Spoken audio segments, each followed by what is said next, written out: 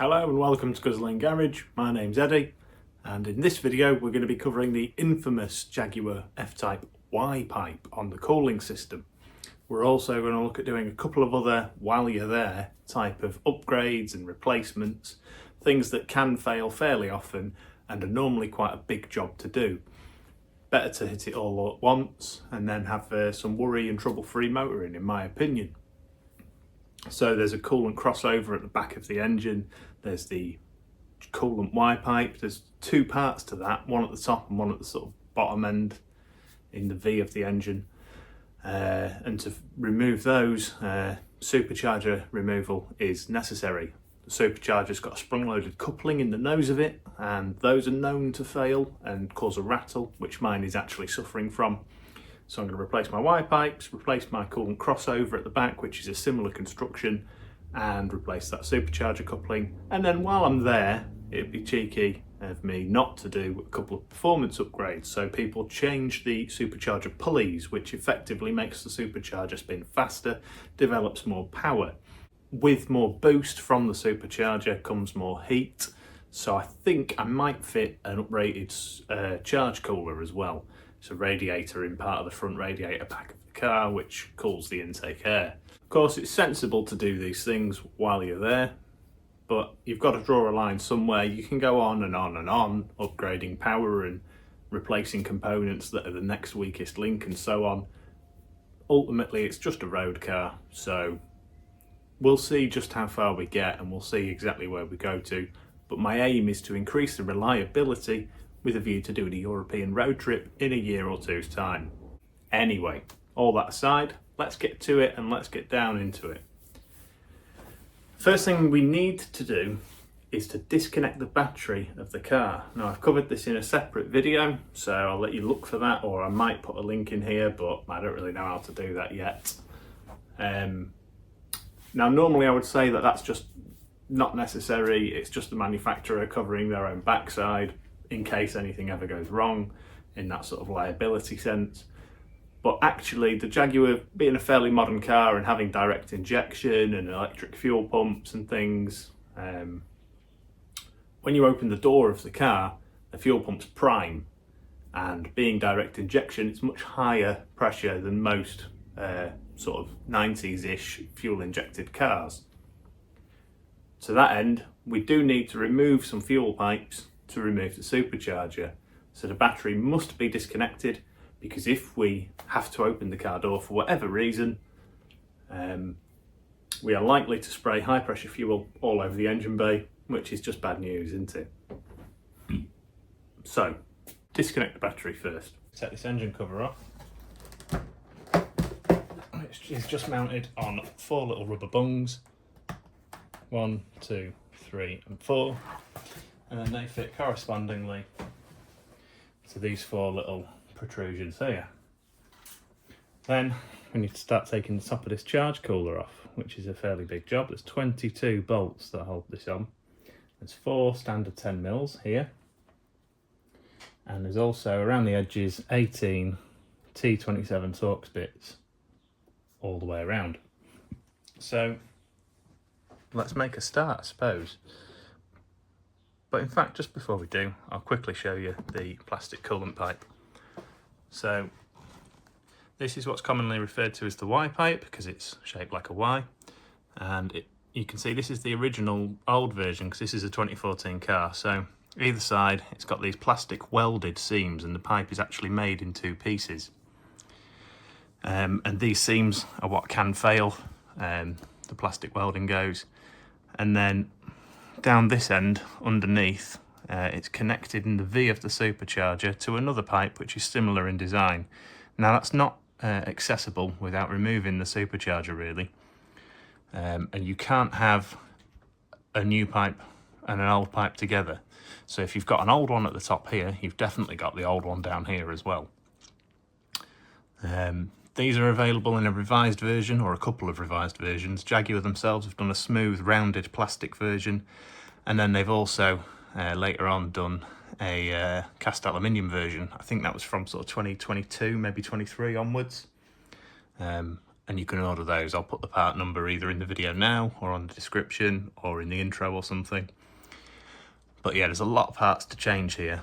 Because you're delving into the engine, you might as well do a lot of things while you're at it, like the water pump and supercharger coupler and loads of gaskets and bits and bobs. So big parts list, fairly expensive job, very expensive if you take it to a garage. But for a DIY mechanic, you'll save yourself quite a lot of money. And I am all about saving a bit of money. So let's get started.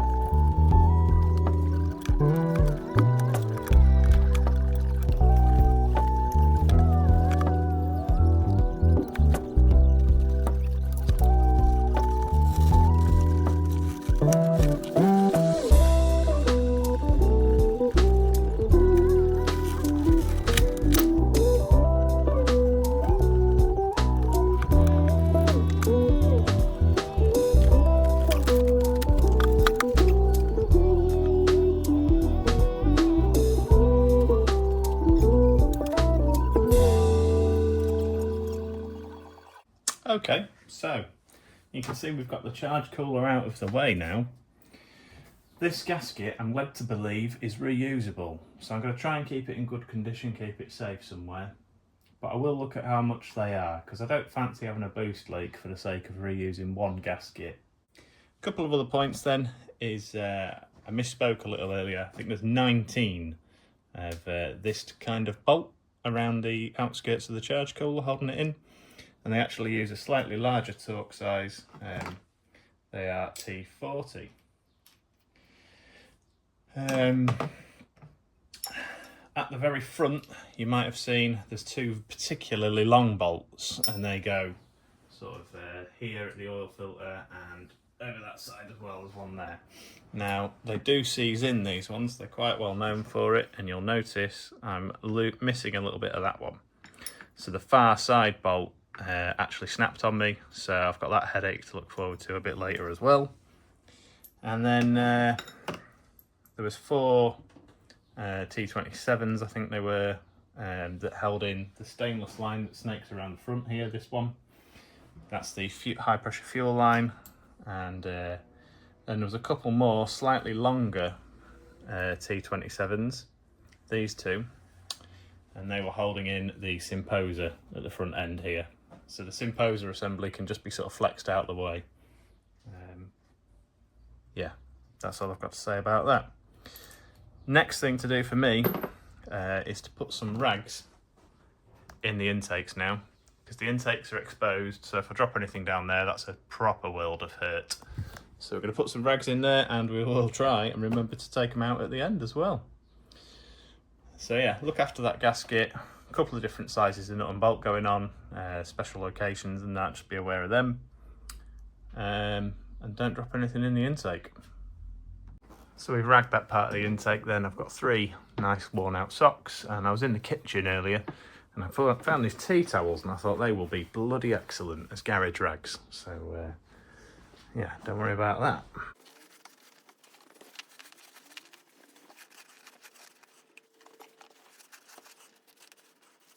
Perfect. And if you're anything like me, you might find it interesting just to actually have a look at the charge cooler. You've probably seen the top of it loads of times. But underneath then, it's sort of split into 2 different radiators. There's 2 coolant pipes here for an in and out for a radiator there, and an in and out on that side for another separate radiator, which is going to cool the intake air charge with engine coolant with the supercharged air heading into each set of cylinders. So if I actually just plonk the camera this way, now a little bit of coolant will spill out of this when I move it, but I'm not really that bothered. You can hopefully see there the fins in here, so it looks just like a normal car radiator inside. So it is separately finned, and the same on that bank as well. Maybe see that one a little bit better. But yeah, just thought I'd show you that. The hoses and vacuum lines and stuff that we had to pull off to remove the cooler are also worth talking about, I suppose. So there was this vacuum line, which you push in the 2 little rectangles. There's one on the back end on the underside, exactly the same as this one on the top. So you push those 2 together, which releases the internals, and you can't really see that. But then that'll release it off this ridge, and then you can just pull the pipe straight out. And these coolant pipes, they're a little bit fiddly. They actually only release if you push them on more first. So you have to physically push it forward, then press the tabs. Again, there's one on the top, one on the underside, exactly the same. Push it forward, push the tabs, and then pull off. They won't push in properly if you haven't already pushed it forward. Same for that one, same for those 2 over there. And I did have to rag out the little piece of sound deadening insulation for that side as well, just to get some movement on the other pipes that were in the way. And then another little removal tip is to, once you've unbolted this sort of like Symposer stuff assembly, really flex that out of the way. It is quite brittle plastic, so just be steady, but flex that out of the way, and then you can lift the back up first and slide it rearward, which will get you underneath the stainless fuel line. We're going to disconnect that line anyway, but we're not there yet. So that really is the first stage done. This is a little list I've just written out of all of the things we've disconnected or removed so far. That's as much for me as it is for you. I'll just leave that there a couple of seconds so that you can pause the video if you need that list. That'll help me get it done in reverse order as well and put it all back together. So next what we're going to do is carry on, and we're going to start moving towards taking the throttle body assembly off. And the way that we'll do that is we've got a few more electrical connectors to come off. So this was the temperature sensor plug on top of the charge cooler. And then if we follow this loom back, there's a plug here, which looks like it's for the electric supercharger bypass. There's a plug here, which I think is for an air pressure sensor. And then following the loom a bit more, there's a plug down this end as well for the actual throttle body assembly itself. So let's do them.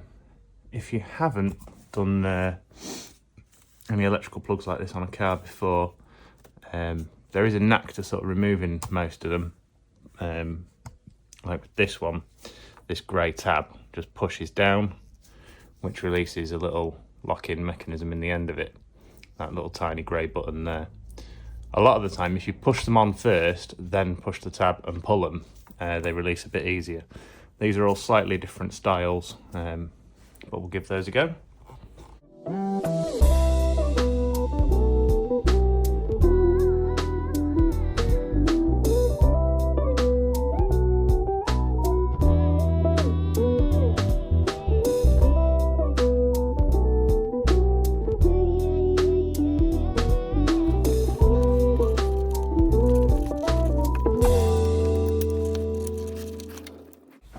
So the next bit that we're going to have a look at then is removing this upper Y pipe. As I was mentioning earlier, these plastic seams where the two pieces of the pipe are bonded together are one of the common failure points.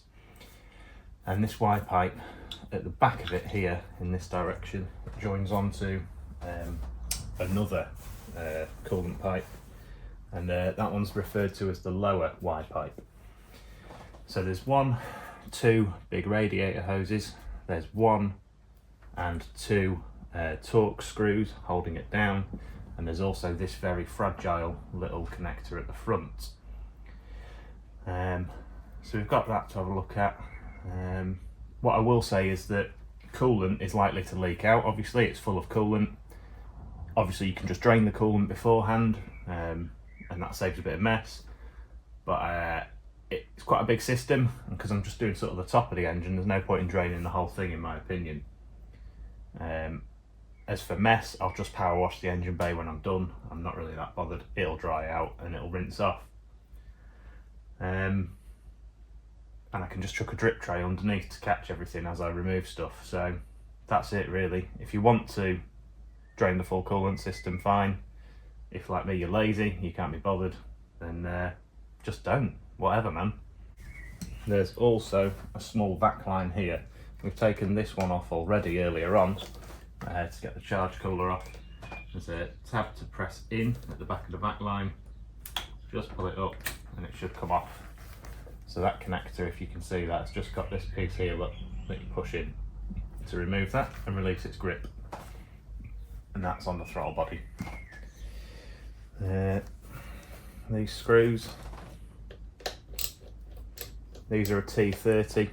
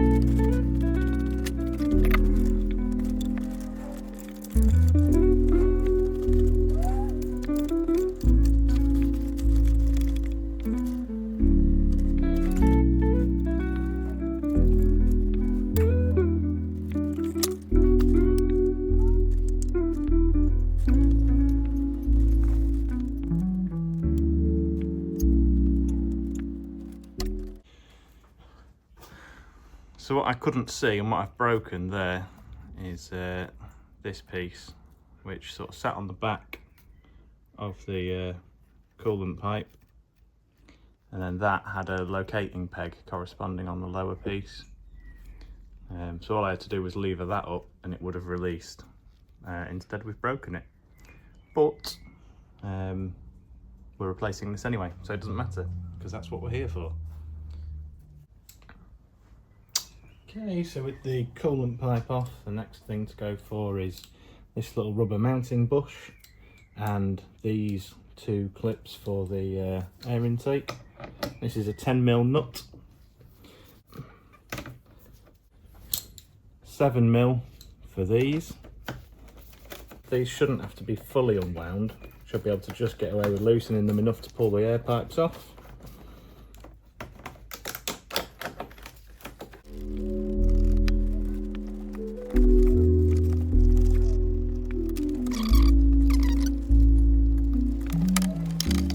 So by pulling it forward off the throttle body first, it gave us a lot more space to slip that side and then that side out.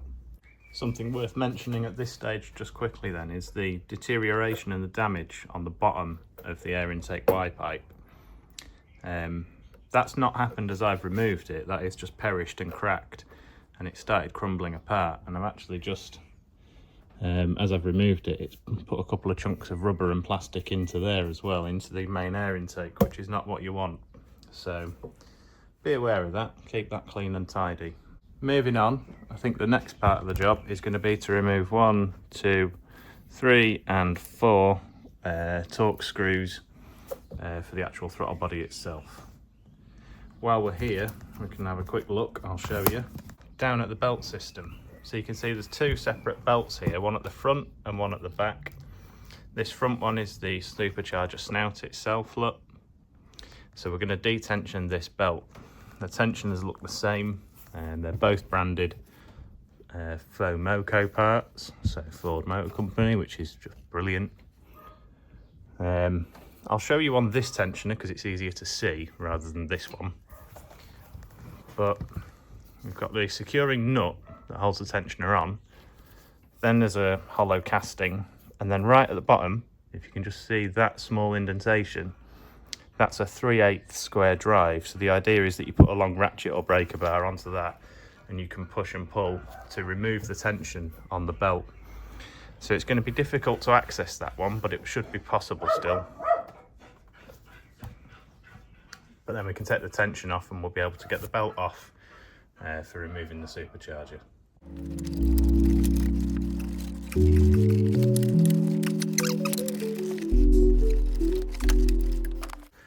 Okay, so points to note. The belt will only come off the bottom of the tensioner because that's the only smooth pulley.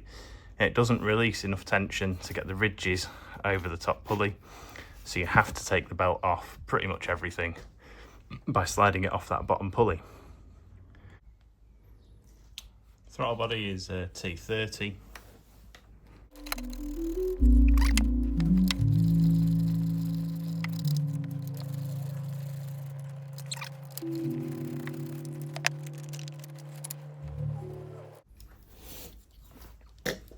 So I think this will stay in place for now until we've lifted the supercharger off.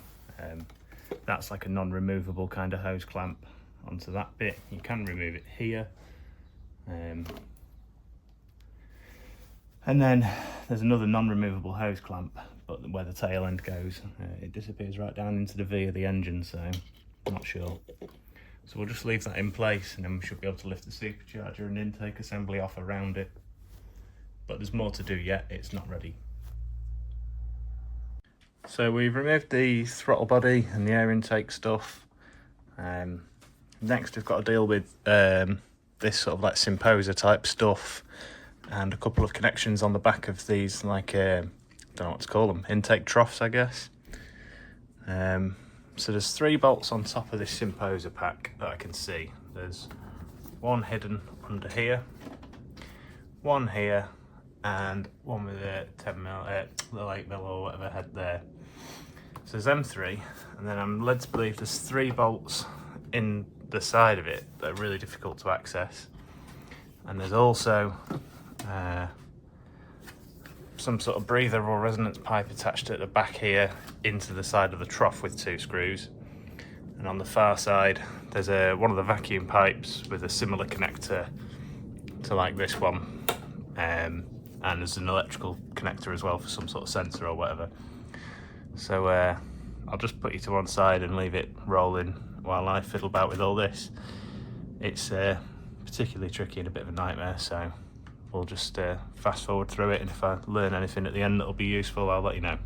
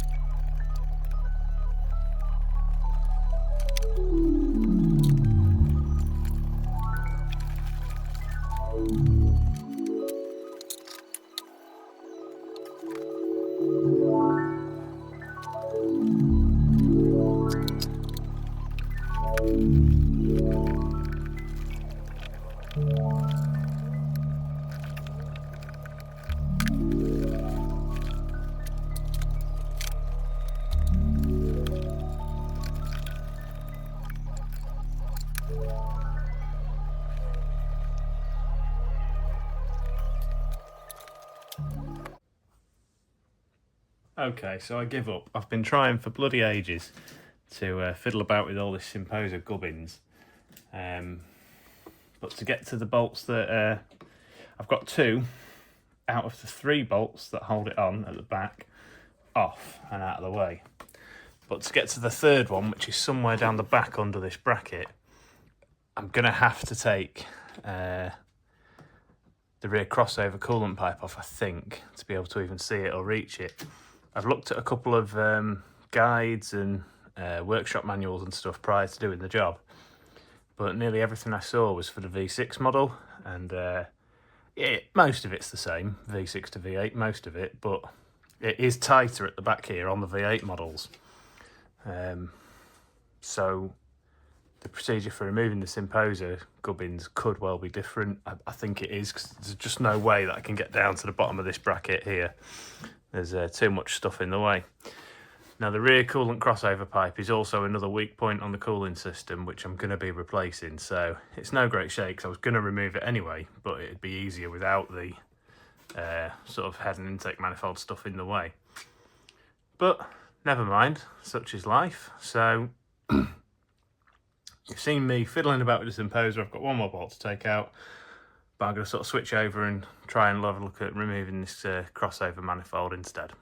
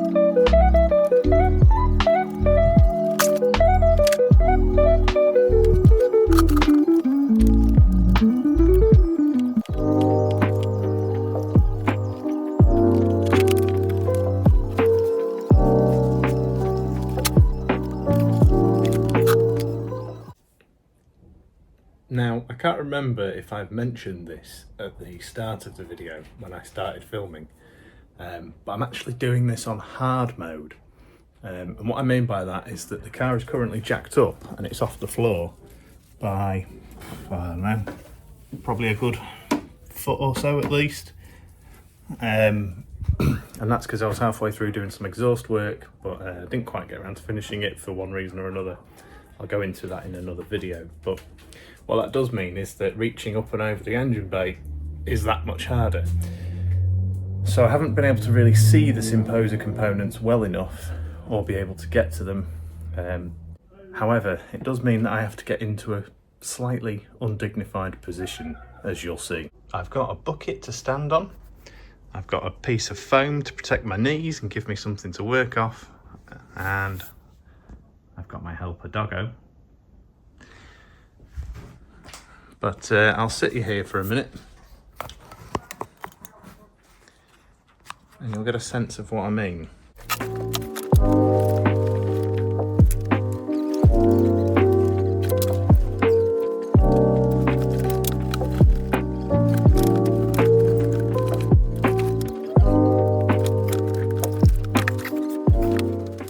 Okay, so I lost a little bit of dignity, but the good news is that I have managed to get that last tiny little third bolt out, which means that I don't have to keep messing around there at the back of the engine. Once I remove the supercharger, the access will be a lot better on that end of things. However, I did lose the bolt, so I don't know where that's gone. I'm gonna have to find that at some point, but thankfully we can crack on. That's one of those nightmarish things where some pathetic little bolts use up so much of your time and can make the job really frustrating. So that will probably be the longest bit of the job, or one of the longest bits definitely. Worth mentioning to get that third bolt out is that you need a super thin T30 Torx bit. So one like this that's got the sort of 10mm hex on it is no good. That's too bulky and you won't get it through where you need to go to. I had to use one of these little keys which was thin enough on the shank to be able to thread through the tangle of wires and pipes and what have you to get to the head, but then I obviously didn't have enough strength to get it undone, so I just had to hook a spanner on and turn it like that. You can get thin profile long bits, so like that but a lot thinner, but I don't have any that size, so that got me by without having to buy new tools and wait for them to arrive and things like that. Just a little tip that may come in useful for you. Right, now the nightmare that was the Symposer bracket is over. We got to go down the back again and get to the black plastic pipe for the Symposer takeoff, which is the other side of that hole in the head casting. So that's another difficult access one, but it's not quite as bad, I don't think. So we'll be using that kind of key again, and it's a quarter turn at a time kind of job.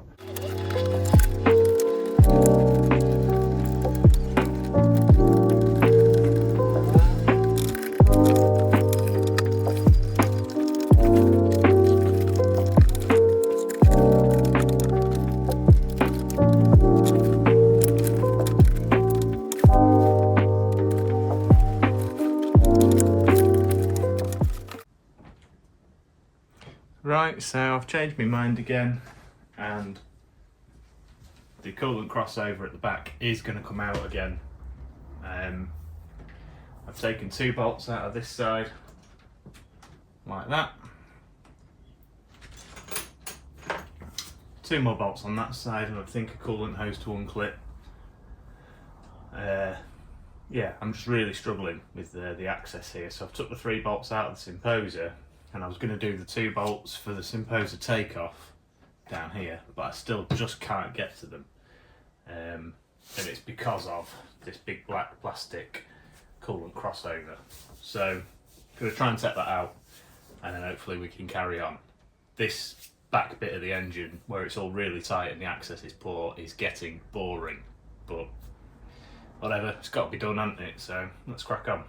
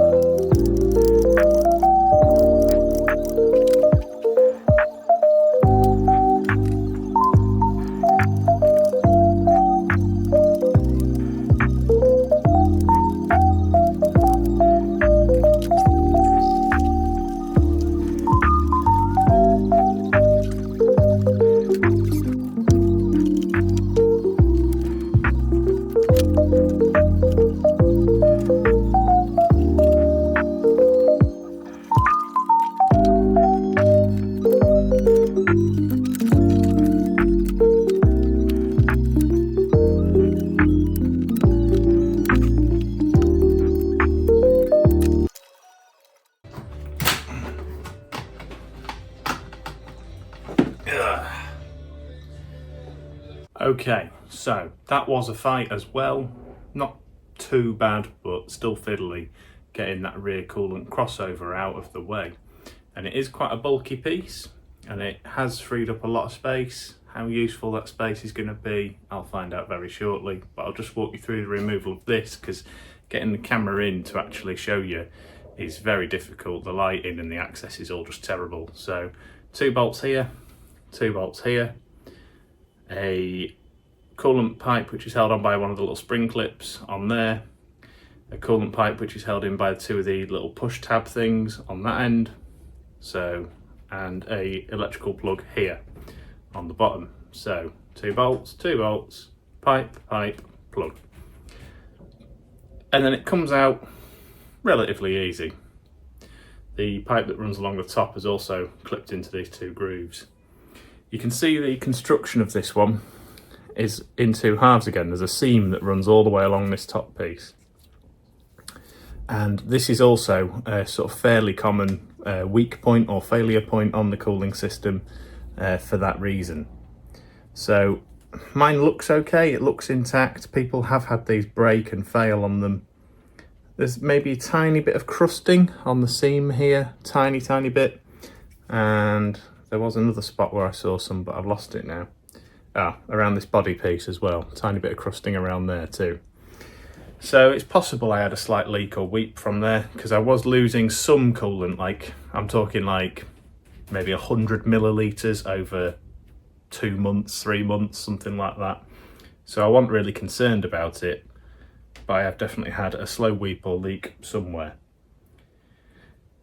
Particularly as well when driving the car hard, getting everything really hot and what have you, and then coming and parking up somewhere, the car smelt like hot coolant or hot plastic, and it always sort of just put me on edge a little bit. So I am quite glad to be tearing down and getting into this. And if you can see that, there's a little sticker on it that says 25th of June 2014. So this part is definitely original to the car.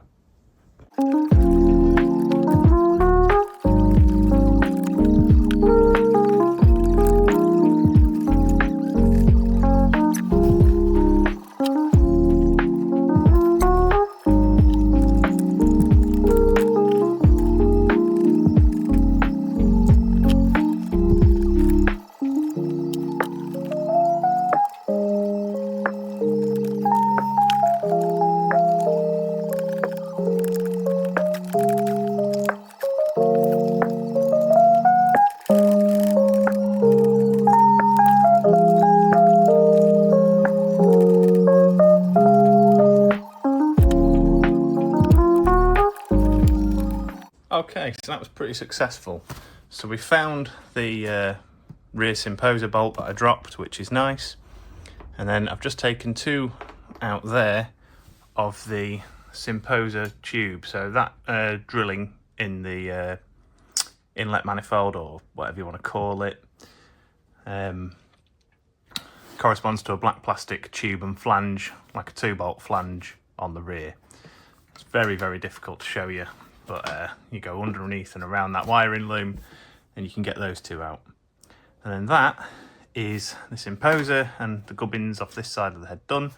There's just 2 more bits to do on that side at the back, which I can't believe I'm going to say this, they should be easier. So you can see the vacuum pipe, which is this one here, the black one.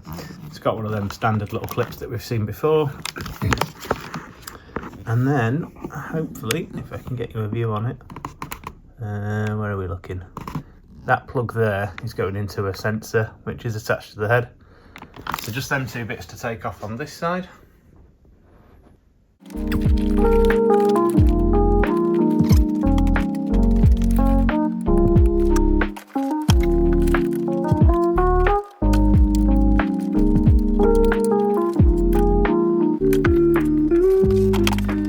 Okay, so we've disconnected the vac line and the sensor plug at the back.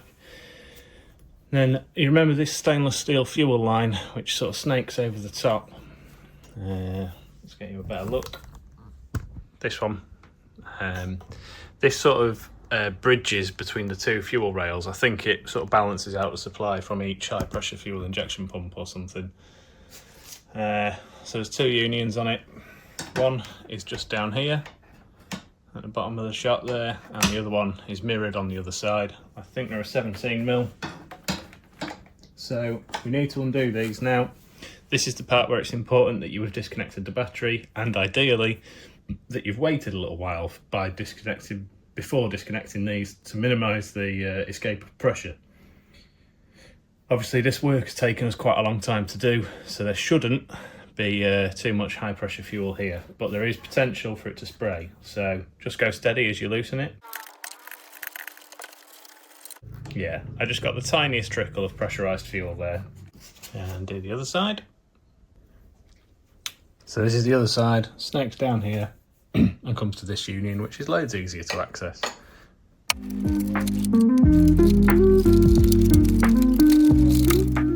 And now that the fuel balance line, whatever we're going to call it, is out of the way, the last thing, in theory, that should be holding this supercharger and intake manifold assembly on is 8 bolts now.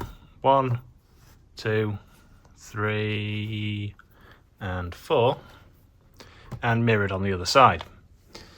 So those 8 bolts are pretty much just clamping it down, and then it'll be sort of time to try and pull, wiggle and lever it all off. But it's probably going to put up a fight, I would say. Now I'm just going to go steady on these because, again, I don't want to snap something else in the cylinder head. I've already got one snapped one to contend with from the front end, and I've just gone for a comedy long extension just to make it nice and easy for me. Do try not to drop the bolts down the inlet ports as well.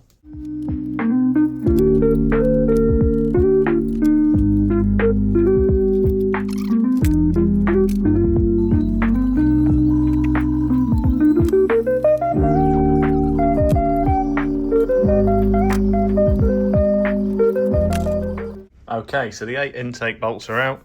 We're now going to start using this pry bar, it's a good long one, to try and lever the supercharger and inlet manifold assembly upwards. Now, obviously everything on this engine's aluminium, so we are at risk of cracking things. So you've got to sort of be a bit gentle with it, even though it does require brute force, which makes no sense, but hopefully you get what I mean. And make use of bits of wood and that as well to pack out where you're levering on and from to protect it as you need to.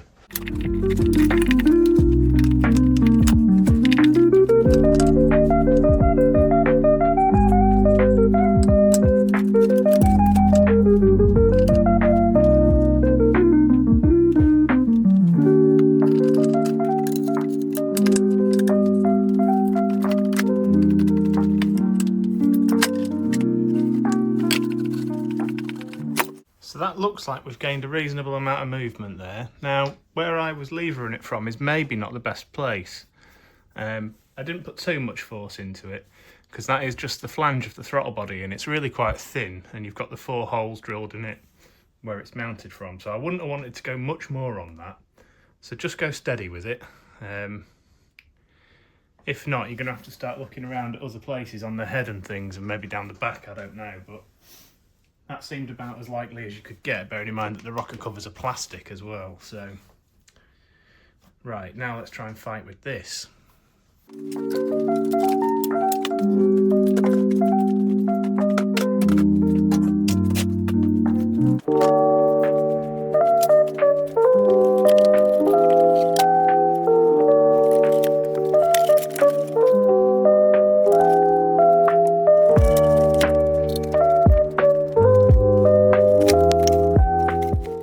So something else to be aware of is this coolant pipe, which is clipped to the bottom of the supercharger assembly.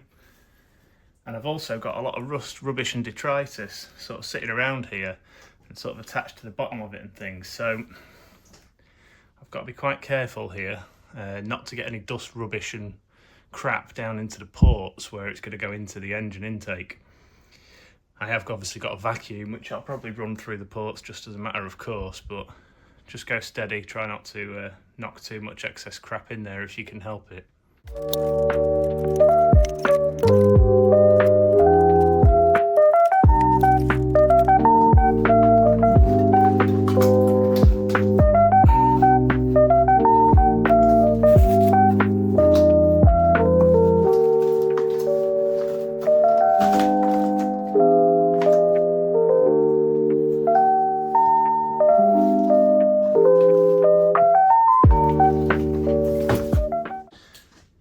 Ta-da!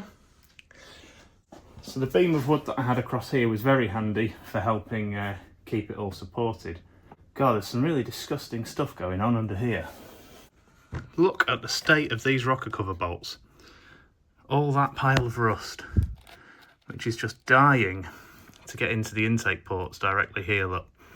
That's what I was worried about removing the supercharger. And also, look, I've had a little rodent visitor, whether that's a squirrel, a mouse, a rat, whatever. Something's been piling up. Nuts, shells, seeds, whatever.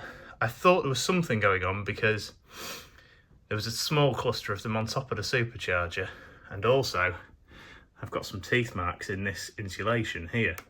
This is just a foam insulation around this vacuum pipe, probably for heat or whatever. And they do love to go after insulation. My old man lives out in the countryside, and they've eaten the handles of all of his screwdrivers because he's got a toolbox in an open barn. Next job in this immediate area then will be to vacuum all this crap out and then block the ports up. This is the supercharger and intake manifold assembly removed. Obviously these rags don't need to be in here anymore because they're not protecting all anymore. Inlet manifold gasket there. That's the other nuts and seeds I was talking about, which sort of gave me a hint that I might find something under there. It's actually not that heavy by itself. I don't know how much it weighs, but I'd reckon it's only maybe 10 kilos or so. Another couple of things to talk about. Underneath you can see these two dowels. There and there. That's what they reckon gives you the most trouble in removing the supercharger. Like I say, mine wasn't too difficult, thank God. But yours might give you a bit more trouble because those are steel, I think, by the looks of it, in aluminium, which, as we all know, is a terrible idea. This sound deadening insulation here, that one's obviously knackered, had it, and if you look how manky the aluminium is, it looks like all it does is hold water and create corrosion anyway. And then this one is still on, but it's kind of hanging on for dear life, so those will get ripped off and just scrubbed up, and we'll do without them, thank you very much. And obviously this piece is where the nose cone comes off to get to the coupling inside. And anyway, what I might do is I might end this video here, wrap up and do maybe like a 2 or 3 part series on this, because I've got hours of footage already that needs whittling down. Mostly footage of me scratching my ass and being fuming mad about something that I can't reach.